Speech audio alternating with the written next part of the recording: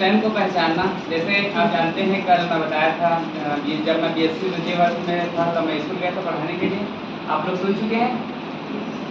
हाँ, मेरा 2 मानना था। जैसे जब मैं बचपन में था तो एक टीचर थे, मतलब 1 to 5 पहली से 5वीं तक के बीच में जब मैं पढ़ता था गवर्नमेंट स्कूल में, तो एक टीचर थे, वो आते थे पढ़ाने के लिए, बैठ जाते थे और क्या करते थे, अपना पैर दबाते थे ना। तो क्या करते, तब तो सोचता था मैं, अरे ऐसा टीचर तो बनना जरूरी है क्योंकि इसमें आराम ही आराम है, ऐसा सोचता था ना मैं। उसके बाद फिर सोच के मैं यही मेरा मानना था कि मुझे आराम चाहिए और मैं ऐसे ही टीचर बनना चाहता हूँ, आगे चुपचाप बैठ जाऊँ और बाकी बच्चे लोग से अपना पैर दबाऊँ, यही सोचता था। तो उसके बाद क्या हुआ, जब मैं ऐसे चलता गया, जब मैं 12वीं में था तो मेरी मैम वीनस मैम थी, वो रसायन पढ़ाती थी ना।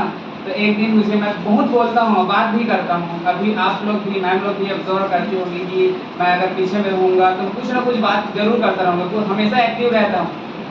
तो ना एक दिन बात कर रहा था तो मैम बोली कि आओ विकास पढ़ाओ ऐसे करके, और मैं डर गया कैसे पढ़ाऊँगा।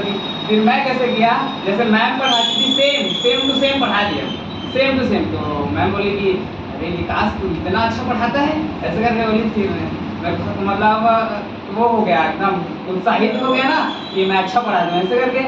फिर क्या हुआ, जब उसके बाद बीएससी द्वितीय वर्ष के बाद जब मैं स्कूल में पढ़ाने गया था, उसका मैथ्स पढ़ाता था, लेकिन कोचिंग में भी तो पढ़ाना था ना, कोचिंग भी था मेरे मामा का, तो कोचिंग में मेरे को विज्ञान पढ़ाना था, मुझे विज्ञान पढ़ाना था। अब जैसे विज्ञान में क्या रहता है, परिभाषा रहता है, उसको बुक की भाषा में दे दिया रहता है और बच्चे लोग को समझ नहीं आता था। तो मैं क्या सोचता था, अरे इसके हिसाब से मैं अपना परिभाषा बनाऊँ तो क्या होगा। जैसे अगर एक्सीलरेशन त्वरण बराबर क्या होता है, वेग में परिवर्तन बटे समय, तो मैं बच्चों को ऑब्जर्व करवा दूँ, इमेजिन करवा दूँ, बच्चों देखो इधर मैं बाइक में हूँ और बाइक में क्या होता है, एक्सीलरेट होता है। अब एक्सीलरेट हम जाएंगे तो वेग में परिवर्तन, जब वेग में एक्सीलरेट को हम लोग बढ़ाएंगे तो ज़्यादा जाएंगे और कम करेंगे तो वेग में परिवर्तन हो रहा है ना।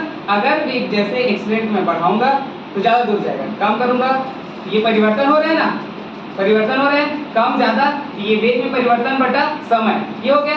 ऐसे करके ऑब्जर्व कर रहा था। बहुत सारा है, जैसे दूरी और विस्थापन की परिभाषा आप लोग रटते होगे, तो मैं उसको क्या करता हूँ, अपनी भाषा में बताता हूँ।